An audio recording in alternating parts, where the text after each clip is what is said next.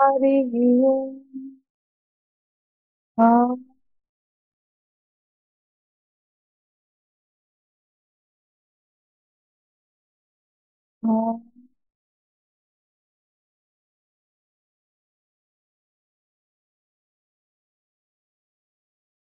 ओम्।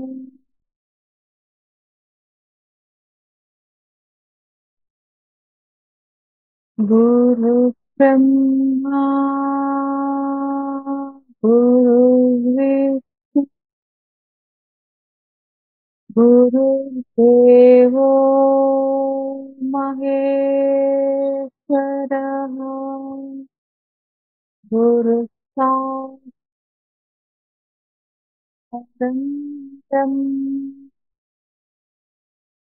तस्मै श्री गुरवे नमः। ॐ ब्रह्मानन्दं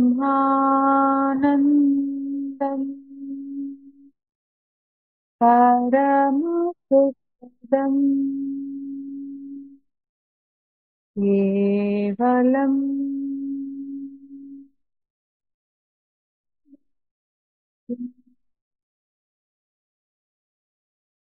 द्वन्द्वातीतं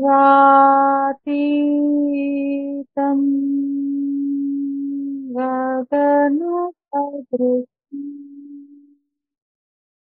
तत्त्वमस्यादिलक्ष्यम् एकं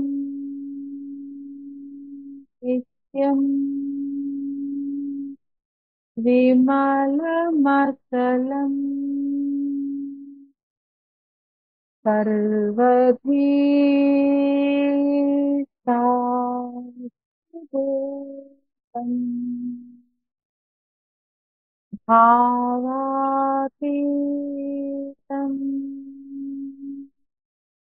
त्रिगुणरहितम्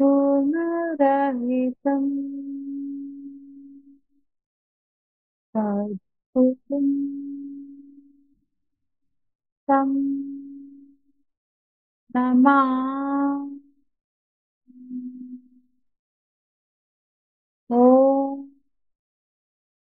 नमो ब्रह्मादिभ्यो ब्रह्मविद्या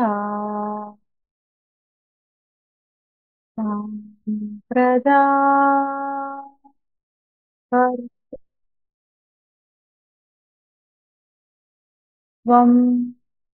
ऋषिभ्यो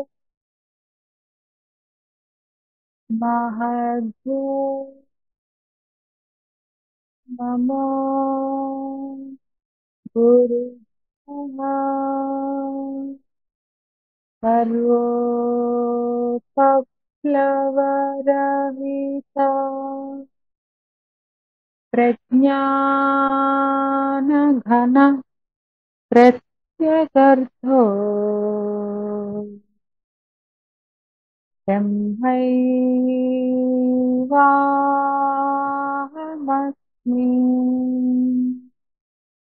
अहं पदार्थरहितः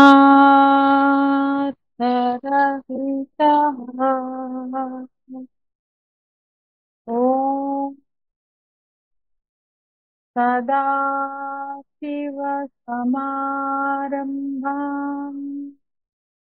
व्यासशङ्करमध्यमाम् अस्मदाचार्यपर्यन्ताम् वन्दे गुरुपरम्पराम्। ॐ सहनावतु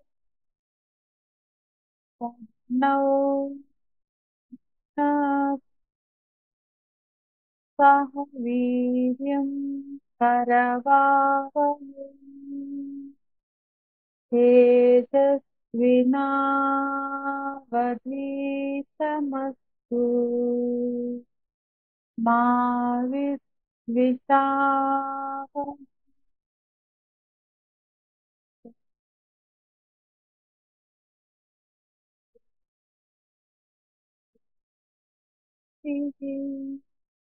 हरि ओम।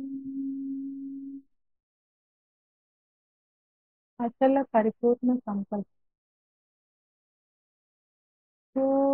तमेव निरालंबम्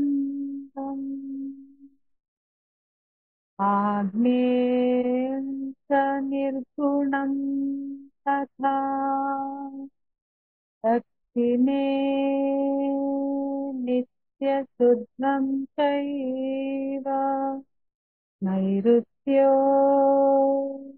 निरुद्धम् पश्चिमे निष्कलं चैव वायुव्ये च निरञ्जनम् उत्तरे च निराकाशो ईशान्यो निर्मलो भवेत् ऊर्ध्वश्च निराकारतः अधश्च निर्विकारतः अन्तर्बहिश्च सर्वत्र अचलोऽयं सनातनः। ॐ शान्ति शान्ति शान्तिः। हरिः ओम्। श्रीगुरुभ्यो नमः। हरिः ओम्। ॐ तत्सवितुर्वरेण्यं विद्महे ज्ञानबोधामृताय धीमहि तन्नो रुद्रः प्रचोदयात्। ॐ ईश्वराय विद्महे सत्यदेवाय धीमहि तन्नः सर्वः प्रचोदयात्।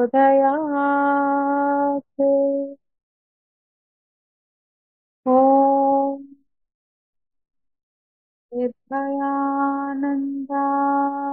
विद्महे अचलपरिपूर्णाय धीमहि तन्नो प्रचोदयात्। ॐ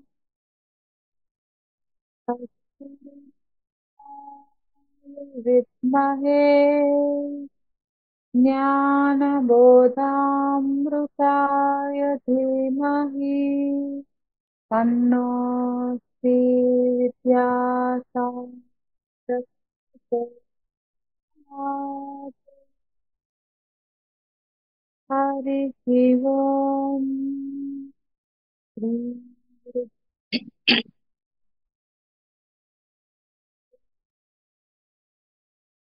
सर्वं सत्तारिन्दात् नमः। हरिः ओम् अम्मा। हरि ओम्।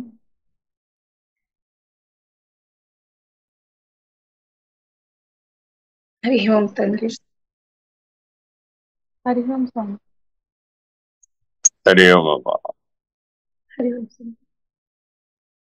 ఆ ఉమా సహస్రం అమ్మవారి దయను పొందడానికి సకల జీవులు ప్రయత్నిస్తాయట. కానీ 84 లక్షల జీవరాశులలో అమ్మ దయ వలన జ్ఞానం పొందగలిగేటటువంటి వ్యక్తి ఉపాధి మానవ ఉపాధి ఒక్కటే. కానీ మానవ ఉపాధి దైవానుగ్రహ హేతుకం. దుర్లభం త్రయమేవచ అని వివేక చూడామణిలో ఆదిశంకరులు మనల్ని ఎప్పుడూ హెచ్చరికగా ఉండమని గుర్తు చేస్తూ ఉంటారు.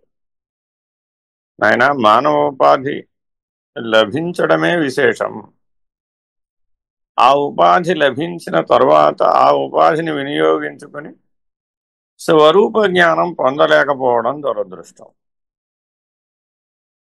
ఎందుకని అంటే మిగిలినటువంటి 84 లక్షల జీవరాశులకు ఏ ఉపాధిగతమైన తాదాత్మ్యత ఉందో నీకు కూడా అదే ఉపాధిగతమైన తాదాత్మ్యతే గనక ఉంటే అప్పుడు ఆ మానవ ఉపాధి నువ్వు సద్వినియోగం చేసుకున్న వాడివి అవటం లేదు. మరి సద్వినియోగం ఎలా అవుతుంది అంటే అమ్మ దయ కలిగితే అయినట్టు, లేకపోతే కాదు. ఎందుకనయ్యా? అమ్మ శివజ్ఞాన ప్రదాయిని.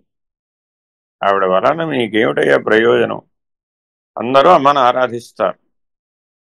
గౌరిగానో, లక్ష్మిగానో, సరస్వతిగానో, కాళీగానో, దశమహావిద్యలుగానో, నవదుర్గలుగానో, అష్టాదశ శక్తిపీఠాలుగానో, లేదా త్రిశక్తులుగానో, లేదా పంచశక్తులుగానో, ఏ రూపంతో ఎలా కొలిచినప్పటికీ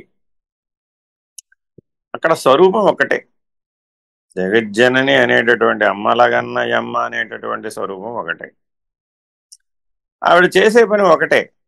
ఏమిటయ్యా అంటే అడుగో నీ తండ్రి అని పరమేశ్వర దర్శనాన్ని పొందింపజేస్తుంది. ఆ పరమేశ్వర దర్శనానికి అడ్డమైనటువంటి తెరను తొలగించేటటువంటి బాధ్యత అమ్మవారిదే. ఎందుకని అంటే ఆవిడ అధీనంలో మాయ ఉంటుంది కాబట్టి, త్రిగుణాత్మకమైనటువంటి అహముతో కూడినటువంటి మాయ అమ్మవారి అధీనంలో ఉంటుంది కాబట్టి, అమ్మ దయను పొందగలిగినటువంటి వాళ్ళు, అమ్మ అనుగ్రహాన్ని పొందగలిగినటువంటి వాళ్ళు ఈ తెరను తొలగించుకుని ఆ తెరకి అవతల ఉన్నటువంటి అలోకంబగు పెంజీకటికి అవతల ఉన్నటువంటి ఏకాకృతిని వెలిగడి పరమేశ్వర దర్శనాన్ని పొందగలుగుతాడు, పరశివ దర్శనాన్ని పొందగలుగుతాడు. ఆ జ్ఞానం లేకపోతే, ఆ తెర తొలగించబడకపోతే ఇది సాధ్యం కాదు. సరే, అర్థమయ్యే మాటలలో చెప్పుకుందాం, వ్యవహారంలో చెప్పుకుందాం అనుకునేటట్లయితే మానవుడికి అడ్డు తెరగా 4 లక్షణాలు ఉంటాయి. అవి జన్మతహానే ఉంటాయి. ప్రతి మనిషి కూడా తనలో ఆ 4 లక్షణాలు ఎక్కడ ఉన్నాయి, ఎలా ఉన్నాయి అని బాగా పరిశీలన చెయ్యాలట. అది స్వాధ్యాయం అంటే. పరిశీలన చేసి ఆ 4టిని అమ్మ దయతో విడవాలట. అమ్మ యందున్న భక్తితో విడవాలట. భక్తి అంటే ఏమిటయ్యా అంటే పనికిరానటువంటి బలహీనతలను వదిలిపెట్టడమే భక్తి.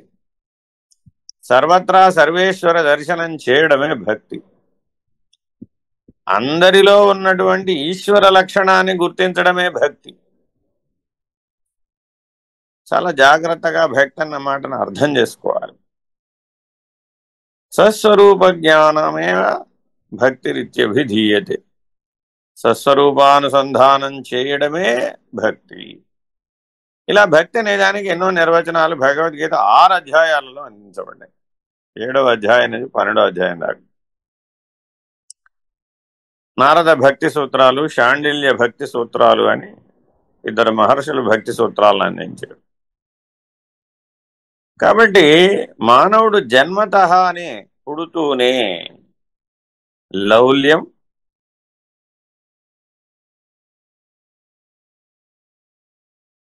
అనేటటువంటి లక్షణంతో పుట్టాడు. ఏమిటయ్యా అంటే చపలత్వం. కర్మేంద్రియాలు, జ్ఞానేంద్రియాలు, ప్రాణేంద్రియాలు, విషయేంద్రియాలు, అలాగే చెప్పడానికి వీలైనటువంటిది అంతఃకరణ చతుష్టయం. 19 ఇంద్రియాలు. గట్టిగా మాట్లాడితే 24 ఇంద్రియాలు. ఎందుకని? పృథ్వీ పంచకం, జల పంచకం, అగ్ని పంచకం, వాయు పంచకం, ఆకాశ పంచకంలో 4, 24. ఈ 24 ఇంద్రియాల సమూహమే. కానీ ఆ ఇంద్రియాల సమూహానికి రాజు మనస్సు. రాజు కాదు, రాణి మనస్సు. రాజుగారు ఎవరంటే నువ్వే, యజమాని ఎవరంటే నువ్వే, నేనే. జ్ఞాత, ద్రష్ట, సాక్షి. కానీ రాణిగారిదే రాజ్యం అంతా. ఇప్పుడు మన ఇళ్ళన్నీ ఎవరు నడుపుతున్నారయ్యా అంటే ఇంట్లో అమ్మవారే, అయ్యవారు అక్కడంతా సున్నా. మరి ఇప్పుడు అలాగే ఈయన 24 ఇంద్రియాల రాజ్యం కూడా రాణిగారి సొంతం అయిపోయింది. రాజుగారి నిమిత్త మాత్రుడు అయిపోయాడు, పక్కకు తప్పుకున్నాడు. ఈ రాజుగారికి రాణిగారికి మధ్యలో ఒక తెర అడ్డం వచ్చేసి, అదేమిటయ్యా అంటే లౌల్యం. అంటే ఈ రాణిగారు ఎప్పుడూ వ్యవహారం, ఆవిడ పని అంత ఎంతసేపు తన మూలాన్ని తాను గుర్తించాలనే పని లేదు ఆవిడ. ఆవిడ ఎంతసేపు నౌకర్లు, చాకర్లు, పనులు, వ్యవహారాలు, ఈ గిన్నె అడ్డుపెట్టు, ఆ టేబుల్ ఇటుపెట్టు, ఈ బూజు దులుపు, లేకపోతే అక్కడ రంగు, లేకపోతే దీనికి అదే అయింది, దానికి ఇదే అయింది, నువ్వు అది తేలేదు, నువ్వు ఇది తేలేదు, తెస్తే దానికి ఇన్ని వంకర్లు ఉన్నాయి. ఇలా ఏమిటేమిటో ఆవిడ గొడవ చెప్పడానికి వీలుగానంత భగవంతుడు ఆవిడికి పాపం 120 ఏళ్ళ అవకాశం ఇచ్చాడు.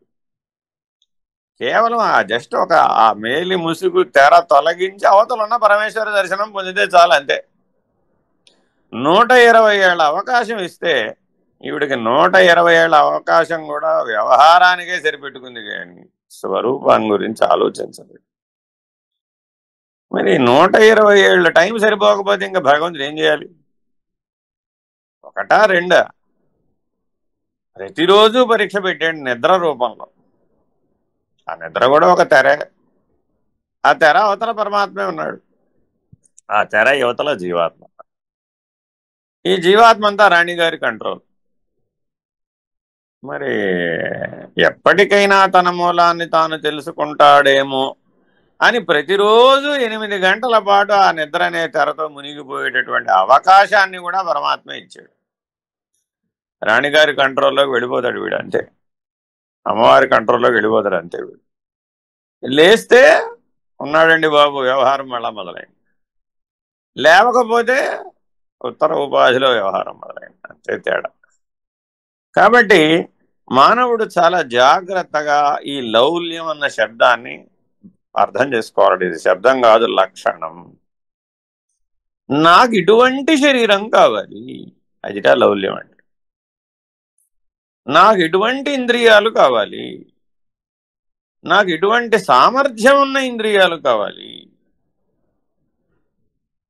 ఇప్పుడేదో ఒలింపిక్లో గోల్డ్ మెడల్ 250 కిలోలు ఎత్తితే ఇస్తారట. ఈ జన్మలో 5 కిలోలు కూడా ఎత్తలేనటువంటి శరీరం లభించింది. ఆశ ఎక్కడుందయ్యా? 250 కిలోలు ఎత్తాలి ఏకంగా.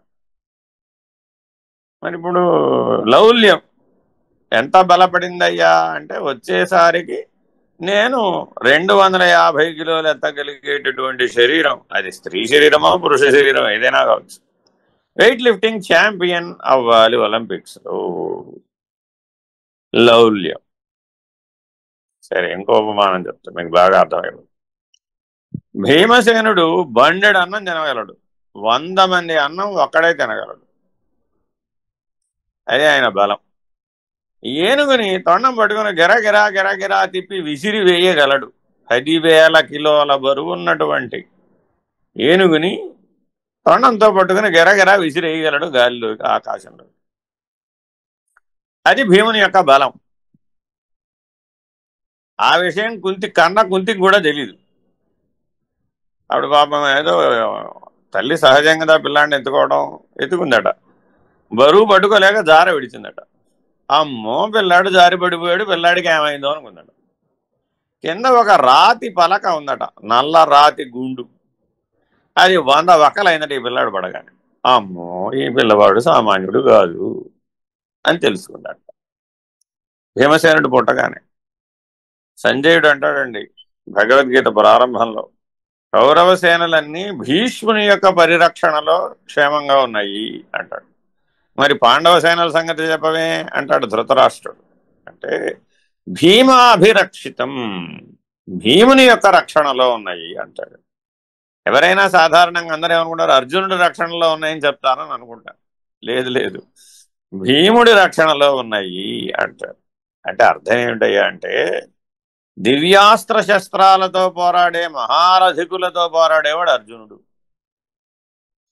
ఈ మిగిలిన వ్యవహారం ఉందే, ఏనుగులు, గుర్రాలు, పరిగెట్టేవాళ్ళు, ఇంకా రకరకాలు ఇతరత్రా యుద్ధాలు చేసేటటువంటి వాళ్ళు అటుపక్క ఇటుపక్క కలిపి ఒక 10 లక్షల మంది ఉన్నారట.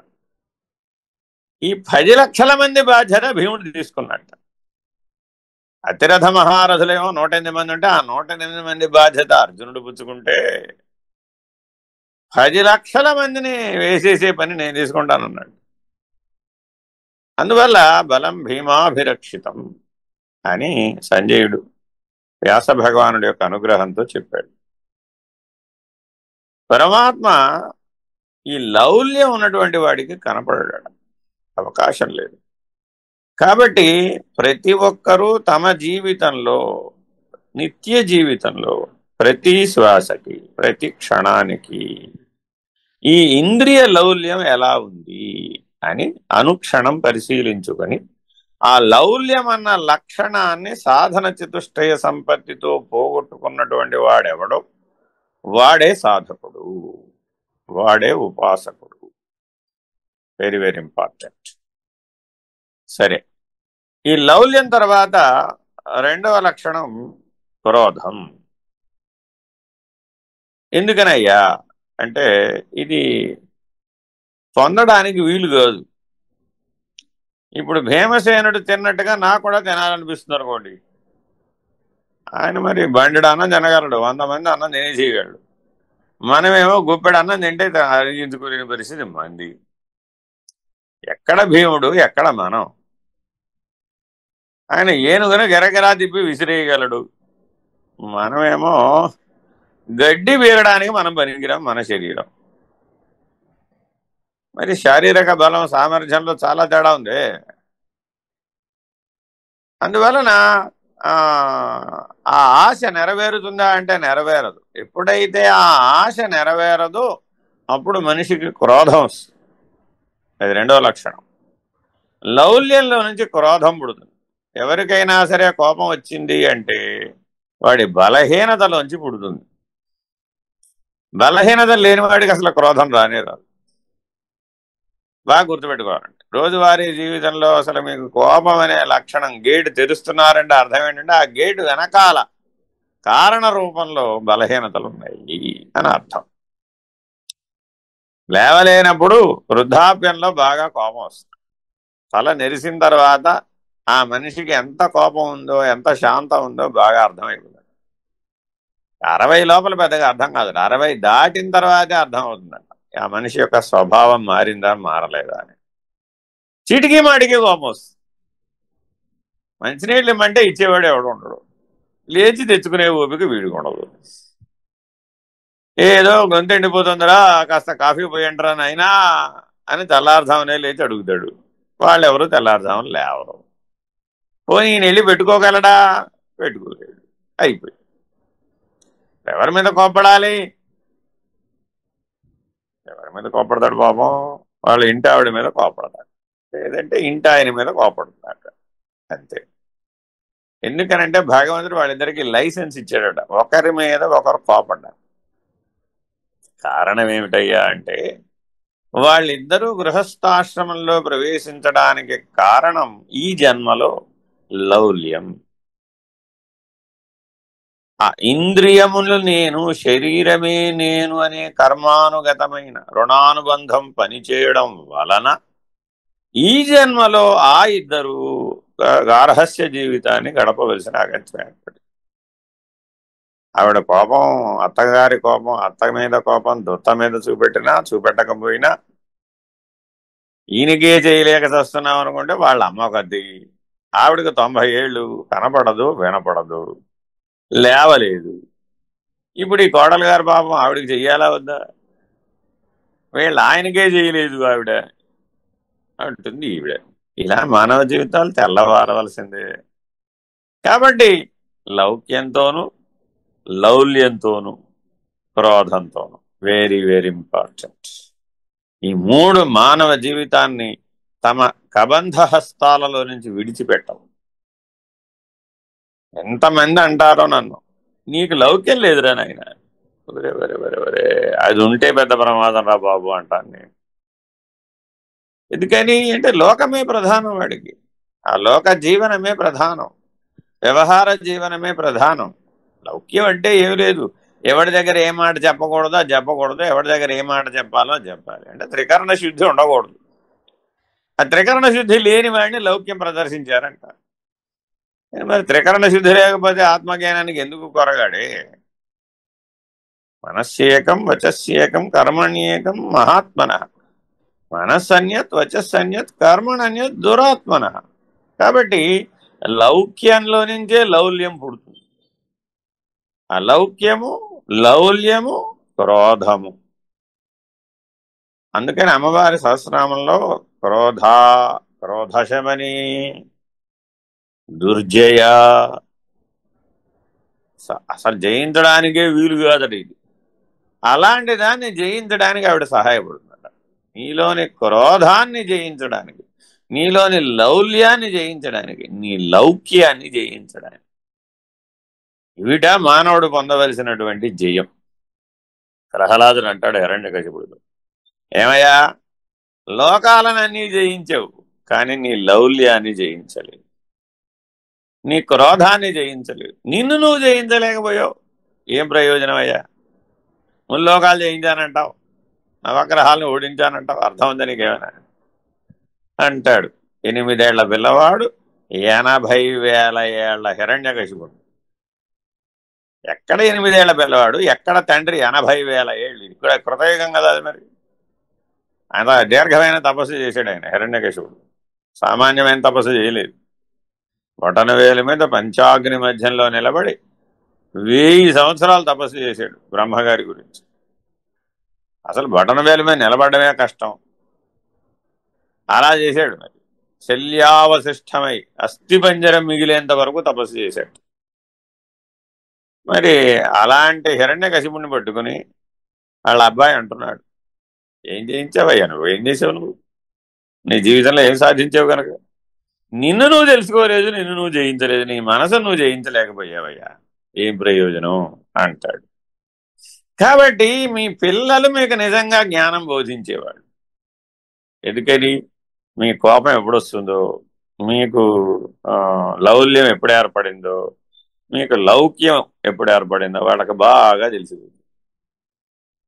అక్కడ మీరు వాళ్ళ ముందే దాచుకోలేరు. పటపటా పటపటా మాట్లాడేస్తారు కదా, ఆవేశం వచ్చేస్తుంది, పటపటా మాట్లాడేస్తారు. అప్పుడు అదుపు లేదు, మాట మీద అదుపు లేదు, మనసు మీద అదుపు లేదు, చేత మీద అంతకంటే అదుపు లేదు. అప్పుడు ఏ రకమైనటువంటి స్వాధీనత లేదు కదా, ఇంద్రియ నిగ్రహం లేదు కదా. కాబట్టి అమ్మవారి అనుగ్రహంతో మానవుడు సంపాదించవలసినటువంటి మొట్టమొదటి దైవీ లక్షణం ఇంద్రియ నిగ్రహం. ఆ ఇంద్రియ నిగ్రహం వలన లౌక్యాన్ని జయించవచ్చు, లౌల్యాన్ని జయించవచ్చు, క్రోధాన్ని జయించవచ్చు. 4వది క్రౌర్యం. ఈ క్రోధంతో పని అవ్వలేదనుకోండి, మనిషిలో రాక్షసుడైనటువంటి క్రూరుడు బయటకు వస్తాడు. చాలా చాలా ఇంపార్టెంట్. లౌక్యము లౌల్యమునేమో రాజసిక లక్షణాలు, క్రోధము క్రౌర్యమునేమో తామసిక లక్షణం. బాధిస్తేనే, బాధించైనా సరే నేను సాధించవలసిందే అనుకుంటాడు. చాలా చాలా ఇంపార్టెంట్. ఊ అంటే రజోగుణం, మా అంటే తమోగుణం. ఆ ఉమాదేవి యొక్క అనుగ్రహం ఉంటే ఈ 4 బలహీనతలను జయించవచ్చు. ఈ 4 బలహీనతలు ఎక్కడైతే ఉంటాయో అక్కడ అక్షర స్వరూపం గురించినటువంటి అక్షర పురుషునికి సంబంధించిన జ్ఞానం ఆవిర్భవించదు, గుర్తించగలిగేటటువంటి తెలివి రాదు. నీ స్వరూపాన్ని, నీలో ఉన్న సాక్షిత్వాన్ని, నీలో అందరిలో ఉన్నటువంటి ఆత్మస్వరూపాన్ని, అంతటా ఉన్న పరమేశ్వరుణ్ణి గుర్తించగలిగే తెలివి లేకపోవడానికి కారణం ఈ 4 లక్షణాలే. ఈ 4 లక్షణాలు అడుగడుగునా కనబడుతూ ఉంటాయి. ఈ 4ంటి యొక్క ప్రతిబింబం భయం. 5వ లక్షణం చెప్తున్నారు. లౌక్యం, లౌల్యం, క్రోధం, క్రౌర్యం, భయం. ఈ 5 మానవుడి మనస్సుని ఆవహించినటువంటి తెర, ఒక ముసుగు. ఈ ముసుగు తీసిపడేయాలి. తీసిపడేయాలంటే అమ్మవారి సహాయం కావాలి, సామర్థ్యం కావాలి, దైవీ లక్షణాలు కావాలి, దైవీ స్థితులు కావాలి. అది లేకుండా ఇవి తీయడానికి వీలు కాదు. కాబట్టి మానవులు తప్పక దివ్యత్వంతో జీవించాలి. ఆ దివ్యత్వమే ఈ 5 లక్షణాలు తీసేయడానికి ఉపయోగపడుతుంది. Very very important. సరే, ఈ 5ంటిని తీసేస్తే మీరు అమ్మవారి అనుగ్రహం చేత, ఈ శ్రావణ మాసం కాబట్టి అందరూ అమ్మవారి పూజలు చేస్తారు కాబట్టి అమ్మవారి అనుగ్రహం అంటే ఏమిటో ముందు చెప్తున్నాను. ఎక్కడికి వెళ్ళదులేండి, మేము ఉమాసహస్రంలో ఒక పాఠం చెప్తాను, చివరికైనా చెప్తాను. ఎందుకో తెలుసుకోకుండా ఊరికే చదివేస్తే ప్రయోజనం లేదని. సరే, మానవుడికి ఒక 5 దైవీ లక్షణాలు కూడా కావాలి. అమ్మవారి దయ వలననే అవి లభిస్తాయి. అలా లభించినాయి ఎంతో మంది. అవి ఏమిటయ్యా? శౌర్యం, ధైర్యం, స్థైర్యం, కరుణ, త్యాగం. Very very important. శౌర్యం, ధైర్యం, స్థైర్యం, కరుణ, త్యాగం. ఈ 5 లక్షణాలు అమ్మవారి అనుగ్రహం ద్వారా ఎవరైతే పొందారో వాళ్ళు సాక్షాత్ అమ్మలగన్న అమ్మలే, సందేహం లేదు. అందుకని అందరు మాతృమూర్తులలో ఈ 5 లక్షణాలు ఉంటాయి, చూసుకోండి. శౌర్యం, ధైర్యం, స్థైర్యం, కరుణ, త్యాగం. ఈ 5 లక్షణాలు ఏ మాతృమూర్తిలో మూర్తీభవించి ఉంటుందో ఆవిడ జగజ్జనని.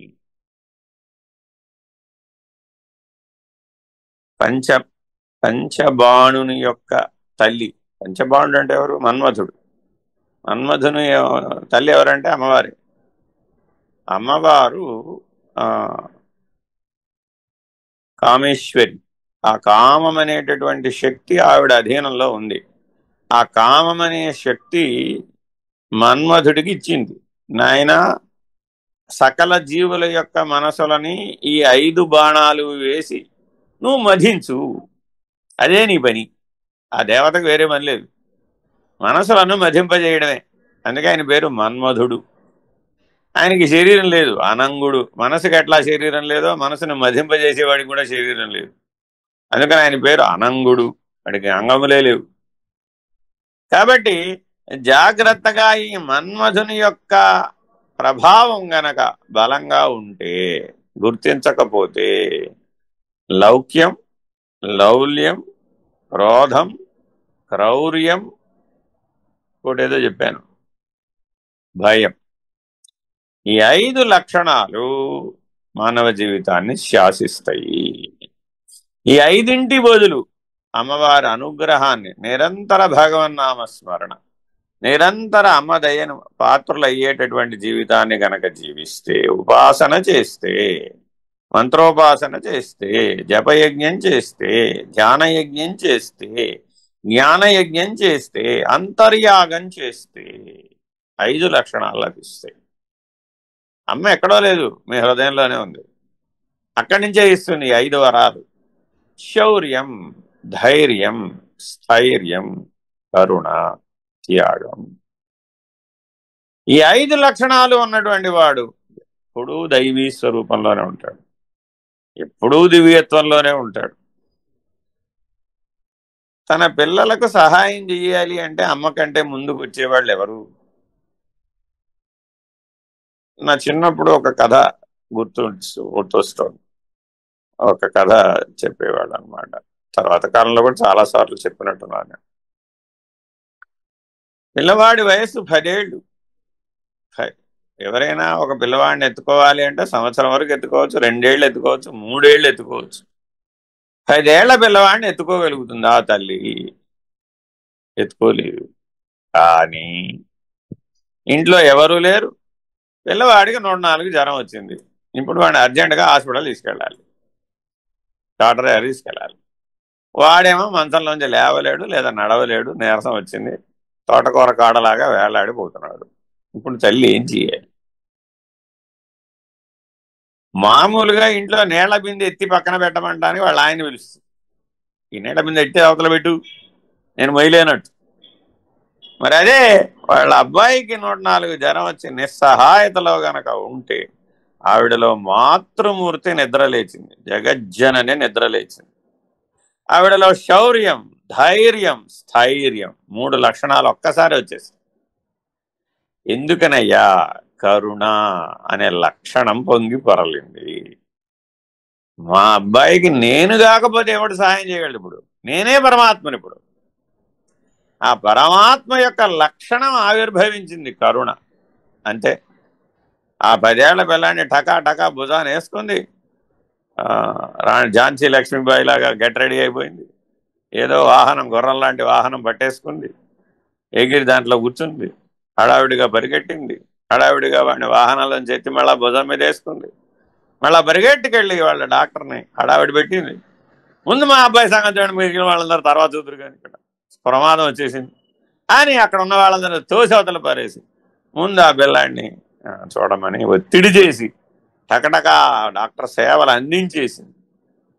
మరి అంత బలం ఎక్కడి నుంచి వచ్చింది ఆవిడకి? అంత సామర్థ్యం ఎక్కడి నుంచి వచ్చింది? మరి ఆ మాతృమూర్తి అమ్మలగన్నయమ్మ ఆవిడలో పలికింది అప్పుడు. కాబట్టి శౌర్యం, ధైర్యం, స్థైర్యం. ఝాన్సీ లక్ష్మీబాయిని యుద్ధం చేసేట్టుగా చేసింది ఎవరు? చిన్నపిల్లవాడి తల్లి. కత్తి పట్టింది, రణరంగంలోకి వెళ్ళింది. దేశభక్తి. ఆ దేశభక్తి అనేటటువంటిది ఆవిడ చేత ఎంతటి మహాబలవంతులైనటువంటి బ్రిటిష్ వారితో పోరాడేది. శౌర్యం, ధైర్యం, స్థైర్యం. కష్టాన్ని ఎదిరించే శక్తి పేరు స్థైర్యం. మరి మానసిక బలహీనతలను ఎదిరించడానికి శౌర్యం, శారీరక బలహీనతలను ఎదిరించడానికి ధైర్యం, కర్మవశాత్తు వచ్చినటువంటి కష్టాలను ఎదిరించడానికి శౌర్యం. వీటన్నిటికీ ఆధారం కరుణ. ఈ పిల్లలందరూ నా పిల్లలు గారా నాన్న? నేను కానీ మీ అమ్మలకి పెంచడానికి ఇచ్చాను అంది జిల్లేలమ్మ అమ్మ. ఎవరైనా ఈ మాట అనగలరా? అన్నారు, మీరందరు నా బిడ్డలే కదా నాన్న. 8 ఏళ్ల అమ్మాయి 80 ఏళ్ల తాతగారిని అంటోంది, నువ్వు కూడా నాకు పిల్లాడివే అని. 8 ఏళ్ల బ్రహ్మాండ మనసూయ గారు బాలిక 80 ఏళ్ల వాళ్ళ తాతగారిని అంటోంది, నువ్వు కూడా నాకు పిల్లాడివే అని. ఎంత విశాల భావం ఉండాలి! ఈ సృష్టి మొత్తానికి నేను తల్లి లాంటి దాన్ని, అమ్మలగన్నయమ్మను, రాజరాజేశ్వరిని నేను అనేటటువంటి విశాల భావన, అది కరుణ. అదేమిటమ్మా, నాకు 80 ఏళ్ళు, నీకు 8 ఏళ్ళు, నువ్వు నాకు తల్లి అంటావేమిటి అని. నేను ఈ బ్రహ్మాండానికే తల్లిని, నీకొక్కదానికే తెలియనేమిటి? నేను బ్రహ్మాండానికే తల్లిని అంది. వెంటనే ఏమిటోనమ్మా నీ మాటలు అర్థం కావన్నారు. సరే, ఎవరన్నా గురువు దగ్గరికి తీసుకెళ్ళి ఏదో మంత్రమో తంత్రమో ఉపదేశమో ఇప్పిస్తే బాగుపడుతుందేమో అమ్మాయి అని ఓ గురువు దగ్గరికి పెట్టికెళ్ళారు. ఆవిడ త్రిపుర సుందరి ఉపాసకురాలు. ఆవిడకి అమ్మ ప్రత్యక్షమైంది, దైవ దర్శనం ఉంది ఆవిడ. సరే, ఈ అమ్మాయిని పట్టుకెళ్ళారు, ఈ అనసూయ మహాదేవిని పట్టుకెళ్తే ఈవిడ కాలు ఇంట్లో అడుగు పెట్టగానే ఆవిడకేమో వాళ్ళ ఉపాస్య దైవమైనటువంటి త్రిపుర సుందరి యొక్క దర్శనం కలగడం ప్రారంభమైంది. అమ్మ ఎదురుకుండా కనబడుతుంటే ఆవిడ ఏం చేయగలుగుతుంది? అమ్మను చూస్తూ ఆ దివ్యత్వ స్థితిలో మునిగిపోయి. సరే, వీళ్ళు తీసుకెళ్లారు. ఆవిడేమో మరి గాఢమైన సమాజ నిష్టలోకి వెళ్ళిపోయింది. మరి వెళ్ళిపోతే ఈవిడికి ఏదో ఉపదేశం ఇప్పిద్దామని వీళ్ళు వెళ్ళిన వాళ్ళు నానా రకాలుగా ప్రాధేయపడ్డారు. ఎంత ప్రాధేయపడితే మాత్రం ఆవిడ బయటకు వస్తేనా, ఈవిడికి ఏమైనా చెప్తేనా? ఏమిటమ్మా అని ఈవిడిని అడిగేది.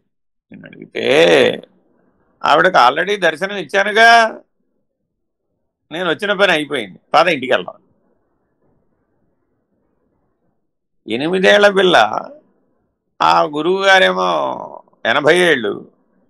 మరి ఆవిడ ఎవరయ్యామనైతే ఉపాసిస్తుందో ఆ ఉపాస్య దైవం యొక్క దర్శనం అక్కడ జరుగుతోందని 8 ఏళ్ల పిల్లకి ఎలా తెలుసు?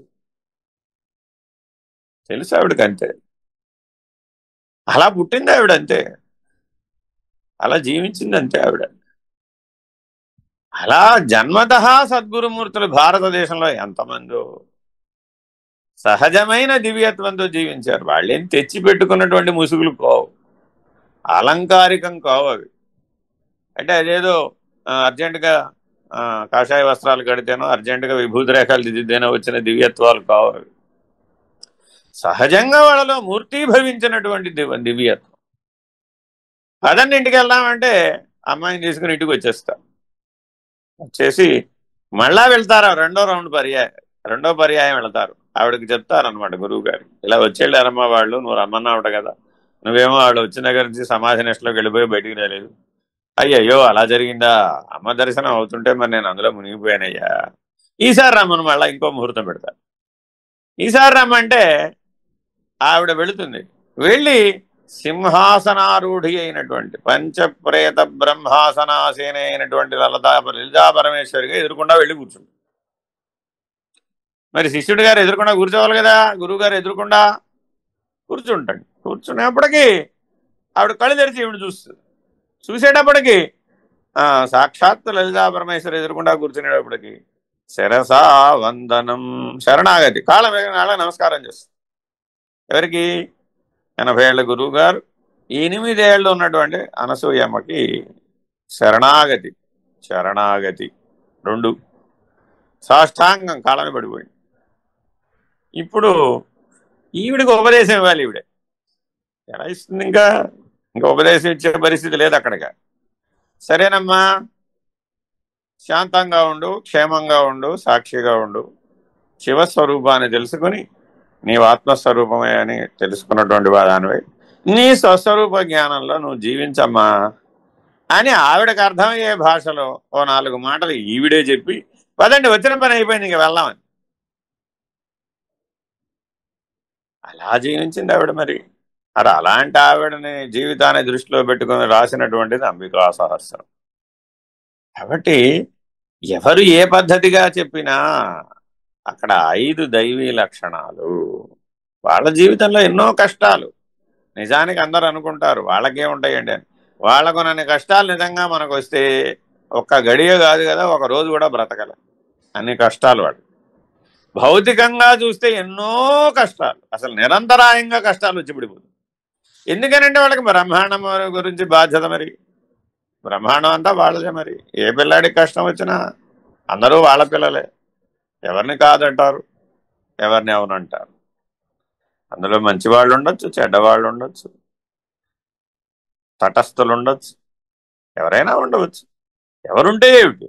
సూర్యుడికి అందరూ బిడ్డలే, పరమేశ్వరుడికి అందరూ బిడ్డలే, అమ్మలగన్నయ్యమ్మకి అందరూ బిడ్డలే. అటువంటి త్యాగ లక్షణం, అట్టి త్యాగం ఎవరికైతే ఉందో, అట్టి కరుణ ఎవరికైతే ఉందో వాళ్ళు జీవన్ముక్తులు. ఎవరినైనా కరుణిస్తాడు సందర్భానుసారం. ఏది చేస్తే ఆ జీవుడికి దోహదపడుతుందో, ఏది చేస్తే, ఏ సహాయం చేస్తే ఆ జీవుడికి తన స్వరూపాన్ని తెలుసుకోవాలనే ఇచ్ఛ బలపడుతుందో, తనకున్న ఇచ్ఛాశక్తిని స్వరూప జ్ఞానం పొందడం వైపు తిప్పుకోవడం నేర్పుతాడు సహాయం ద్వారా. నా వల్ల కాదని చేతులు ఎత్తేస్తాడు ఆర్తితో. నీ వల్ల కాకపోవడం ఏమిటి, అవుతుంది, చేయగలవు నువ్వు అనే ధైర్యాన్ని ఇస్తాడు. నేను ఓడిపోతున్నాను మహాప్రభో అంటాడు. ఏం పర్వాలేదు, నేనున్నా, నువ్వు పోరాడంటాడు. ఆ శౌర్యాన్ని ఇస్తాడు, ఆ స్థైర్యాన్ని ఇస్తాడు. కష్టం వచ్చిందంటాడు. ఎంత కష్టమయ్యా, జనన మరణాల కంటే కష్టం ఏమిటి, భవరోగం కంటే కష్టం ఏమిటి, ఎన్నిసార్లు పుట్టిపోయావు, అన్నిసార్లు పుట్టిపోయి అన్ని కష్టాలు పడటం కంటే ఇది పెద్ద కష్టమా? కానే కాదు కదా అని గుర్తు చేస్తాడు. చాలా జాగ్రత్తగా నువ్వేం మరిచిపోయావో ఆయనకు బాగా తెలుసు. ఏ లక్షణంతో నువ్వు వ్యవహరిస్తే నీ స్వరూపాన్ని గుర్తించగలవో, నీ అహాన్ని నిరసించగలవో, ఆ ఒక్క అంశం గురించే మాట్లాడతాడు. అది నీకు కాసేపు కటువుగా అనిపించవచ్చు, దయలేదు ఈయనకి, కరుణ లేదు ఈయనకి. ఎన్నిసార్లు చెప్పినా నా గురించి పట్టించుకోవడం లేదు. ఆ మోక్షం ఏదో, ముక్తి ఏదో నిమ్మపండులాగా నా చేతిలో పెట్టేస్తే ఓ పని అయిపోతుంది కదా అనే అనుకుంటాడు. ఒరే, అది నిమ్మపండు గుమ్మడి పండు కాదురా నాయన చేతిలో పెట్టడానికి అంటారు ఎంతసేపు వాళ్ళు. కాబట్టి చాలా జాగ్రత్తగా దైవీ లక్షణాలతో జీవించి స్వరూప జ్ఞాన లక్షణాలను గుర్తించాలి. ఇదే అమ్మదయ అంటే. ఇప్పుడు చదవండి అమ్మ. హరి ఓం శ్రీ గురుభ్యో నమః. హరి ఓం. ఓం శ్రీ సరస్వత్యై నమః. ఓం నమో భగవతే శ్రీరమణాయ. హరి ఓం. ఉమా సహస్రం 3వ శ్లోకం. సా తత్వత్తః సమంతాత్ సత్యస్య విభోస్తతా తపశ్శక్తిః లీలా మహిళా వపుషా హైమవతీ తనుషు కుండలిని.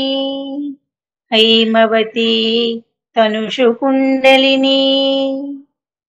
ఆ మహాశక్తి సత్యాత్ముడైన విభుని దృఢ తపశ్శక్తి లీలా సతీ శరీరధారణను హైమవతి జీవతనువులందు అరయ కుండలిని శక్తి అనగ వరలు.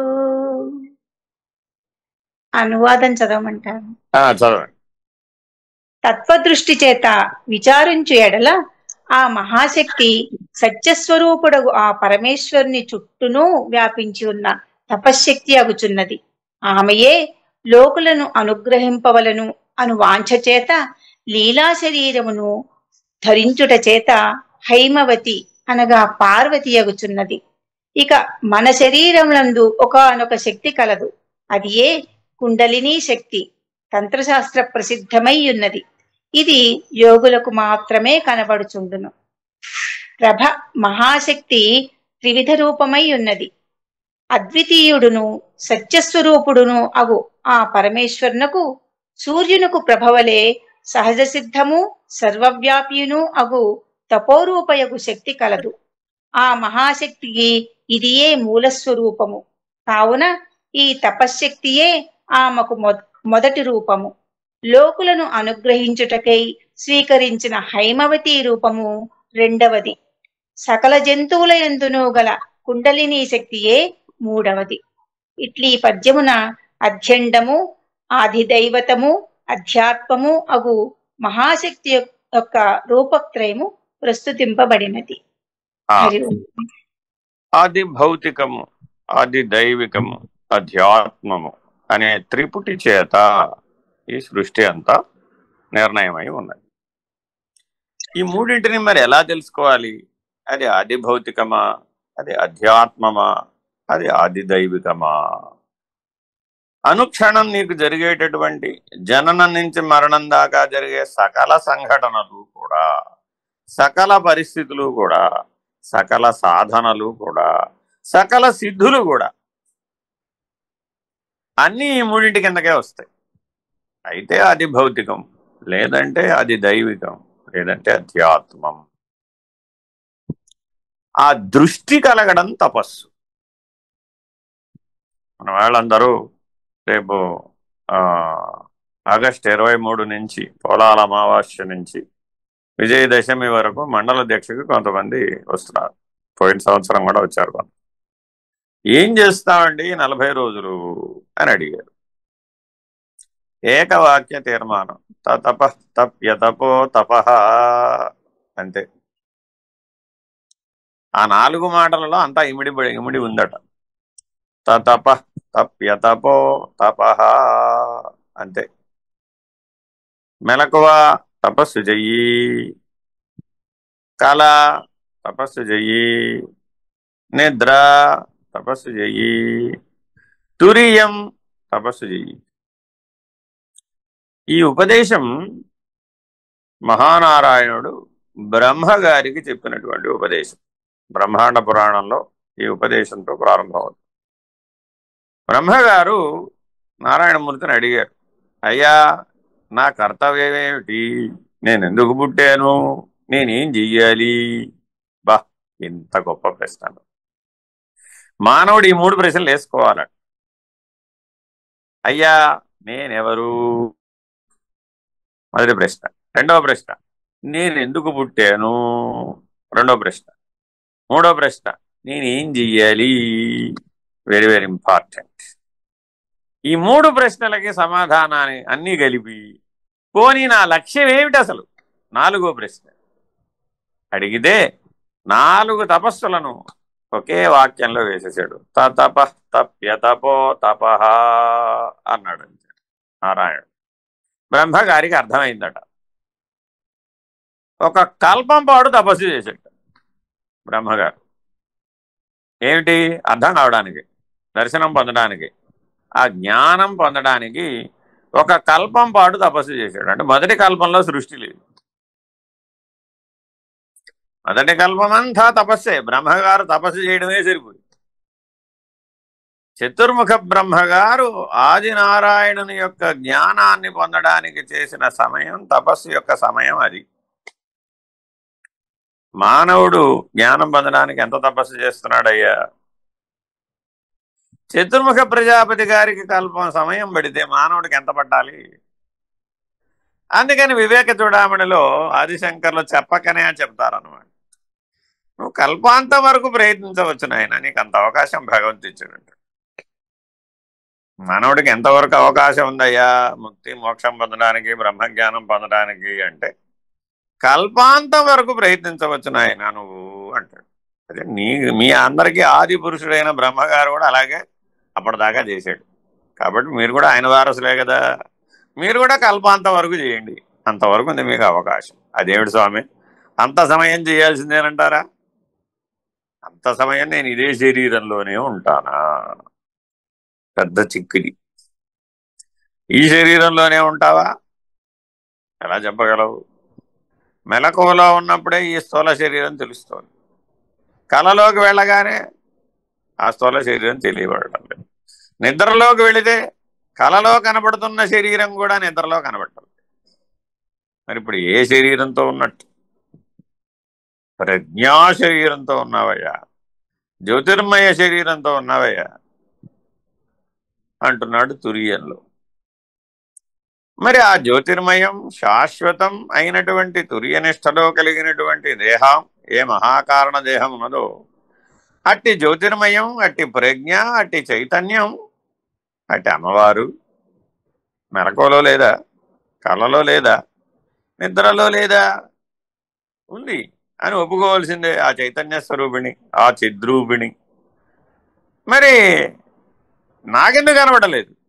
నీకు చూడడం చేత కావట్లేదు కాబట్టి, ముసుగేసుకున్నావు కాబట్టి. చిన్నపిల్లలందరూ కూడా తల్లితో ఒక ఆట ఆడతారండి, దాగుడు మూతలు, దోబూచి. ఒక కవర్లు కానీ, తల్లి కొంగు కానీ, ఆ చున్నీ కానీ మీద వేసుకుంటాడు. అమ్మా నేను ఎక్కడున్నానో చెప్పుకో అంటాడు. ఓ ఎక్కడున్నావు అంటారు వీళ్ళు. అనగానే అబ్బా వాడికి ఎంత ఆనందమో, వాళ్ళ అమ్మ కనిపెట్టేసిందని, వాళ్ళ అమ్మని వాడు కనిపెట్టేసాడని. మానవుడు 120 ఏళ్ల పాటు భగవంతుడితో ఆడుతున్నాడట దాగుడు మూత. నేను దాక్కున్నాను, ఎక్కడున్నానో కనుక్కో అని భగవంతుడిని అడుగుతున్నాడు. పిల్లవాడు తల్లిని అడిగినట్లుగా. తల్లి ఏం చేసిందట? లీలా స్వరూపం ఆవిడ, హైమవతి స్వరూపం. ఇప్పుడు మాతృమూర్తులు ఈ శరీరంలో ఉన్న వాళ్ళందరూ ఎవరు? ఆ హైమవతి స్వరూపాలే, ఆ పార్వతీ స్వరూపాలే. ఏమిటయ్యా ఇవి? లీలా రూపాలయ్యా. ఆ పిల్లాడు ఎక్కడున్నాడో ఈ తల్లికి తెలియదు, కాసేపు తెలియనట్లుగా వాడితో నటించిందట. ఓ ఇక్కడున్నావా, ఇక్కడ దాక్కున్నావా అంటుందట. అనగానే ఆ పిల్లవాడికి కిలకిలా వేసి ఆనందపడిపోతాడట. అంతే, తల్లికి కావాల్సిన ఆ పిల్లవాడు ఆనందంగా ఉండడం అంతే. అక్కడ దాగుడు మూతల అప్రధానం, ఆనందం ప్రధానం అంతే. ఇలా ఎన్నో జీవితాలు గడిచిపోతున్నాయట. నిద్ర అనే తెర వెనుక, మాయ అనే తెర వెనుక, మనస్సు అనే తెర వెనుక, ఎరుక అనే తెర వెనుక ఇదేనట అమ్మవారి పమిట కొంగు. శ్రావణ మంగళ గౌరీదేవి వ్రతానికి వాయినం ఇస్తారు. ఎలా పట్టుకోవాలి? కొత్త కోడలికి తెలియదు. అత్తగారు ఉంటుంది పక్కన, ఏయ్ అట్ట కాదు, కొంగు ఇట్ట వేసుకో, ఆ కొంగు ఇలా పట్టుకో, ఆ కొంగు 4 చెంగులు కలిపి పట్టుకో, సరిగ్గా ఆ సరిగ్గా కింద పడకుండా పట్టుకో, ఒక్క శన కింద కూడా పడకుండా పట్టుకో, ఆ తాంబూలం సరిగ్గా పట్టుకో, ఆ వాయనం సరిగ్గా పట్టుకో అని ఆవిడ ఆచరించి చూపిస్తుంది అత్తగారు. అందుకని అత్తగారు గురువు. ఎందుకని ఆవిడకి తెలియదు పాపం. ఏమిటయ్యా ఈ చెంగు పట్టడం అంటే? అమ్మవారి చెంగు, ఆ గౌరీదేవి యొక్క చెంగమ్మాది. ఆ మంగళగౌరి చెంగు అందులో ఉంది. ఇప్పుడు ఆవిడ వాయనం ఇచ్చేటప్పుడు ఏం చెప్తుంది? కళ్ళకి దండం పెడుతుంది. అమ్మా నువ్వే గౌరీదేవి, నన్ను ఆశీర్వదించు అంటుంది. ఇప్పుడు ఆ చెంగు ఎవరిది? ఆ వాయనం ఎవరికి ఇచ్చింది? సాక్షాత్తు మంగళగౌరికి ఇచ్చింది. ఎవరి ద్వారా ఇచ్చింది? లీలారూపమైన హైమవతి పార్వతి ద్వారా ఇచ్చింది. ఆవిడ వాస్తవిక స్వరూపం తపస్సు. తపస్తప్య తపో తపః. ఈశ్వర దర్శనం ఎలా పొందింది పార్వతి? నిరాహారి అయి 12 సంవత్సరాలు తపస్సు చేస్తే గాని ఈశ్వర దర్శనం పొందలేదు. పార్వతి అంత ఆవిడ కృతయుగంలో. కలియుగంలో 12 గంటలు ఉండమంటే ఉండలేకపోతున్నాం. రాత్రి 8ంటికి తిని పొద్దున 8 దాకా ఊరుకోండిరా అంటే అబ్బే ఆల్రెడీ తెల్లారిపోయిందండి బాబో, 6ంటికి ఆ కాఫీ కప్పు పడకపోతే బ్రహ్మాండం బద్దలైపోతుందిరా నాయనా. ఇక 12 ఏళ్ల పాటు నిరాహారిగా ఎలా తపస్సు చేస్తాడు? ఈశ్వర దర్శనాన్ని ఎట్లా పొందుతాడు? అందుకని మానవుని జీవితంలో కలియుగంలో అడుగడుగున లౌల్యం, క్రౌర్యం, క్రోధం, లౌక్యం, భయం, ఇలా అనేక దుర్లక్షణాలు అభ్యాసవశాత్, అజ్ఞానవశాత్, మోహవశాత్, శరీరమే నేననే తాదాత్మ్యత బుద్ధి చేత, ఏ శరీరం అనే జ్ఞానం లేకపోవడం చేత. ఉంది శరీరం, లేదంటలేదు. కానీ ఎటువంటి శరీరం ఉంది? తమసోమా జ్యోతిర్గమయ. వేదం అందుకని మనకి చక్కటి మాటలు సూటిగా చెప్పిందండి. సకల మానవులు పాటించదగినటువంటి, అనుక్షణం పాటించవచ్చు. దేనికయ్యా నీ జీవితం? బ్రహ్మగారు అడిగారు కదా, నేనెవరు? నీవు బ్రహ్మము. సమాధానం చెప్పేశాడు. ఒకటైపోయింది. రెండో ప్రశ్న ఏమిటి? నేనెందుకు పుట్టాను?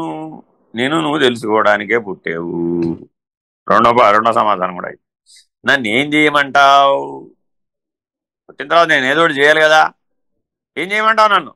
నన్ను ఎందుకు సృజించావు? ఏం చేయమంటావు నన్ను అని గట్టిగా డిమాండ్ చేశాడు పిల్లవాడు తల్లిని అడిగినట్లుగా.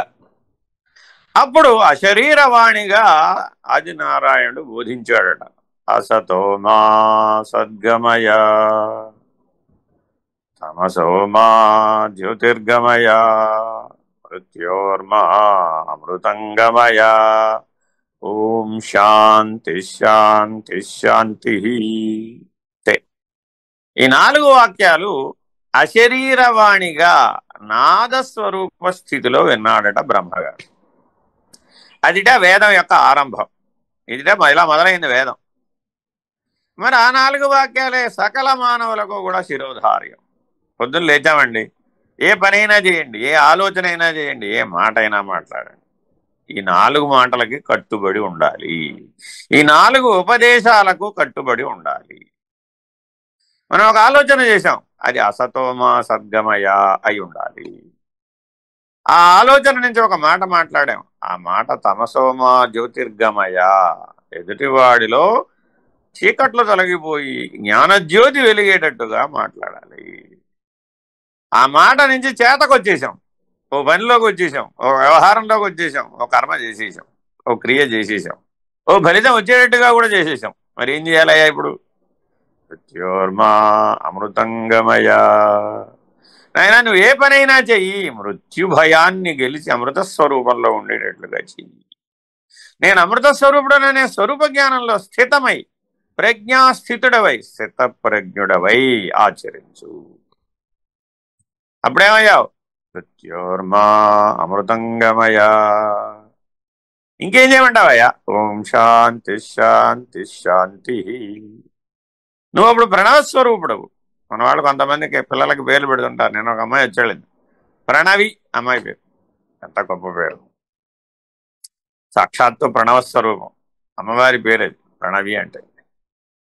కాబట్టి ఆ ఓంకారం అనేటటువంటి త్రిమాతృక అది దైవికం, అది భౌతికం, అధ్యాత్మకం. అందులో అక్షరస్వరూపమైనటువంటి అధ్యాత్మ, ఊ అనేటటువంటిది ఏదైతే ఉందో ఆ ఊ అనేది అది దైవికం, ఆ మా అనేది అది భౌతికం. అందుకని 3 సార్లు శాంతి. ఏమిటయ్యా? తాపత్రయములు ఆ 3: తపస్సు, తాపము. తపస్సు చేసేవాడు సాధకుడు, సిద్ధుడు, ఉపాసకుడు, దివ్యత్వం కలిగినటువంటి ఋషి, మహర్షి, యోగి అవుతాడు. ఆ తపస్సు చేయలేదండి, అప్పుడు వాటి చేతనే తాపమునకు గురి అవుతాడు. అంతే. ఏమిటయ్యా తాపం అంటే? కదలని వాడిని కదిలేట్టు చేస్తుంది. అంతే. ఆ తాపం వచ్చిందనుకోండి, వాడు కదలాల్సిందే, వాడి స్వరూపంలో ఉండడానికి వీలు అది. అది దేనివల్లైనా కలగవచ్చు. అందుకని ఆహారం ఎలా తినాలయ్యా? మరలా 3 గంటలు, 6 గంటలు, 9 గంటలు, 12 గంటలు నీళ్లు కానీ ఆహారం కానీ అడగకుండా ఉండేటట్లుగా ఆహారం తినాలి. అదిట యోగిక ఆహారం. యోగిగా జీవించడం అంటే ఏమిటంటే, యోగి ఒకసారే తింటాడు. ఆ ఒకసారి తినేది ఎలా తింటాడయ్యా? మరలా దాని అవసరం ఒక 10 గంటలో 12 గంటల పాటు రాదు. లేచి మంచినీళ్ళు తాగాల్సిన అవసరం రాదు. అలాంటి అవసరాలను తగ్గించుకుంటూ తన స్వరూప స్థితిలో నిలకడ చెందడానికి ఉపయుక్తమయ్యేటటువంటి జీవనం. తపస్తప్యతపో తపః. ఆహారం కావచ్చు, విహారం కావచ్చు, ఆలోచన కావచ్చు, వ్యవహారం కావచ్చు, ఏదైనా సరే తాపత్రయ వినిర్ముక్తః. అది దైవిక తాపాన్ని, ఆధ్యాత్మిక తాపాన్ని, ఆది భౌతిక తాపాన్ని గెలిచేటటువంటి, నిగ్రహించేటటువంటి, అసలు గుర్తించినటువంటి వినిర్ముక్తః ఆ స్థాయిలో నిలకడ చెందాలి. అలా ఉన్నటువంటి వాడు, తాపత్రయాలను గెలిచిన వాడు తపస్వి. తపస్వి వాగ్వేదాంబరః. గురువుగారు ఎటువంటి వాడై ఉండాలయ్యా? తాపత్రయాన్ని జయించిన వాడైనటువంటి తపస్వి అయి ఉండాలి. వాగ్విదుడు, అమ్మవారు సాక్షాత్తుగా ఆయన వాగ్ధారలో ప్రవహించాలట. ఆయన మాట వింటే చాలట, శ్రవణం చేస్తే చాలట, ఆ దివ్యత్వం నీలో ఆవిర్భవిస్తుందట.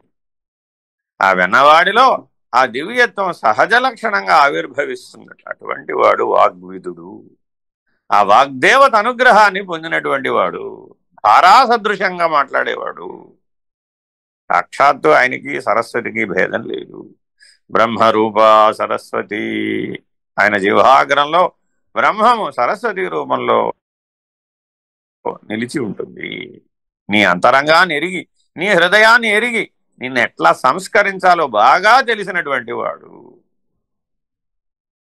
నీ అజ్ఞానాన్ని, నీ అహంకారాన్ని విడిపించడానికి తన యొక్క వాక్శక్తిని వినియోగించేవాడు. వాగ్విదాం వరహ.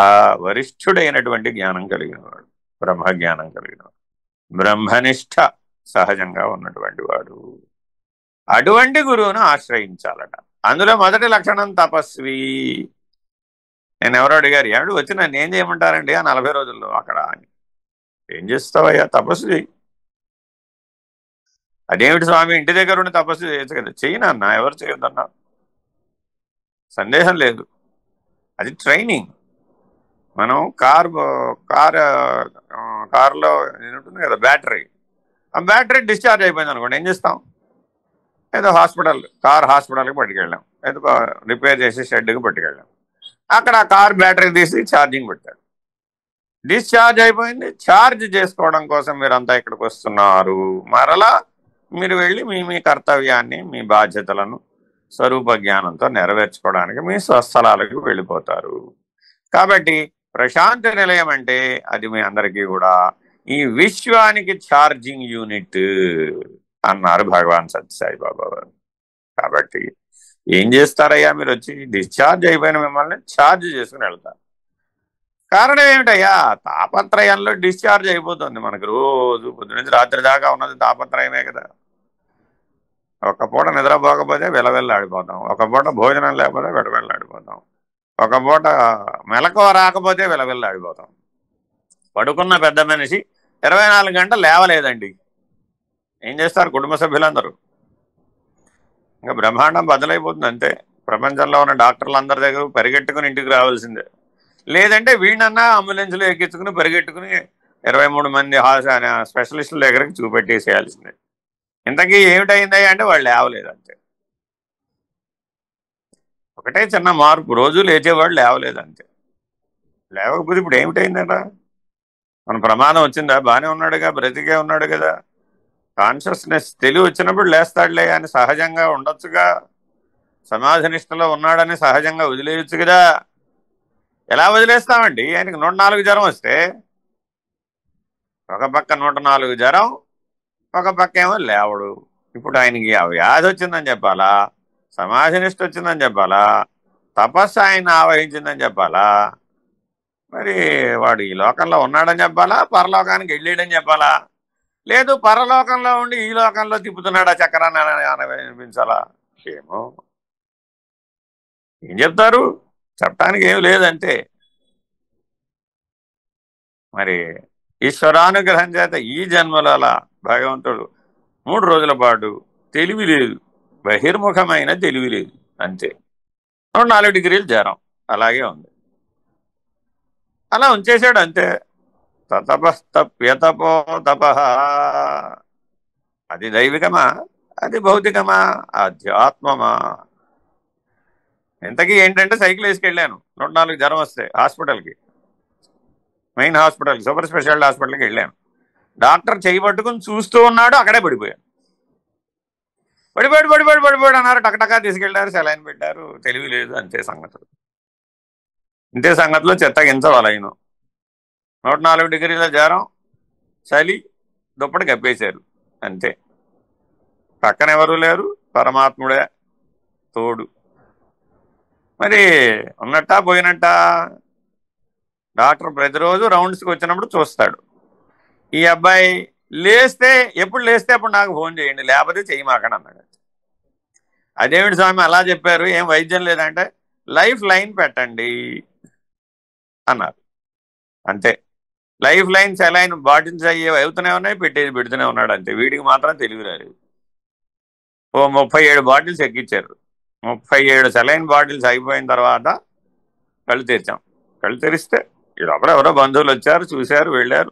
ఎవరు అడిగినా డాక్టర్ గారు చెప్పారు. లేస్తే ఉన్నట్టు, అప్పుడు చూసుకుందాం వైద్యం సంగతి, లేవకపోతే అప్పటి సంగతి అప్పుడు అన్నాడు అంతే డాక్టర్. మరి ఏం చేయాలి? అంతకుమించి ఏం లేదు, మిగిలినవన్నీ బాగానే ఉన్నాయి. జ్వరం మాత్రం 104 అలాగే ఉంది. 37 బాటిల్స్ అలా లైన్లో ఎక్కేసి. Okay, very good. ఇంకా భగవంతుడు ఇంత నూకలు తినే అవకాశం 58 ఏళ్ళ వయసు వచ్చేదాకా తినాలి కదా. మరి ఇది ఎప్పుడో 20 ఏళ్ల వయసులో జరిగిన సందర్భం.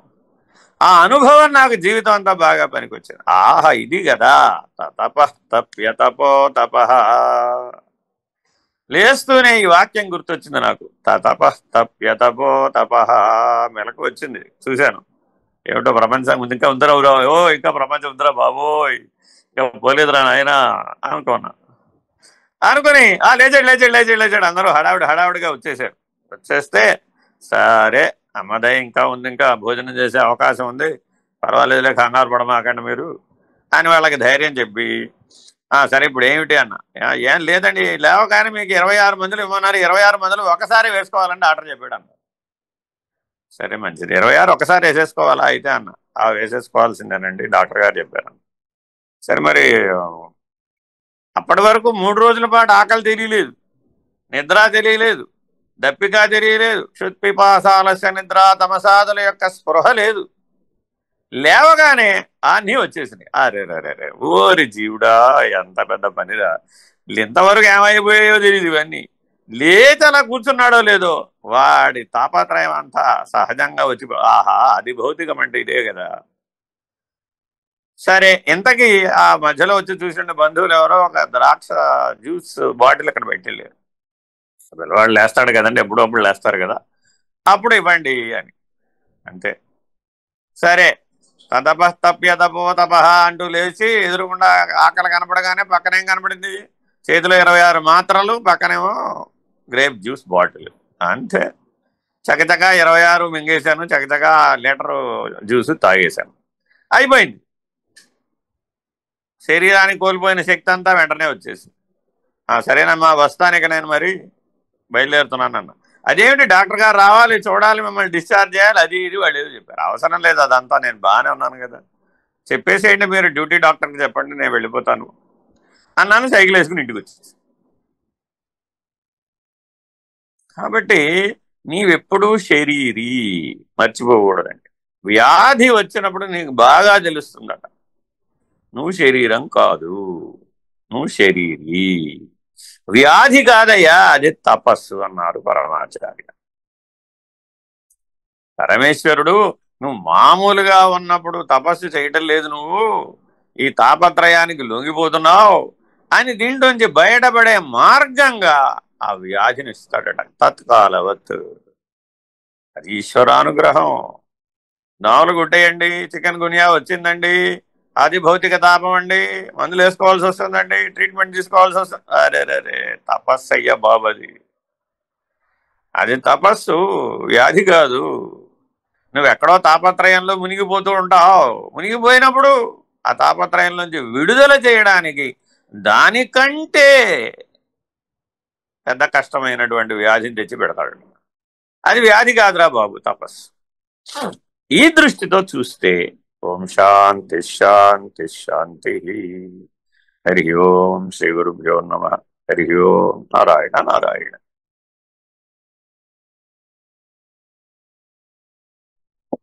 హరి ఓం నమః.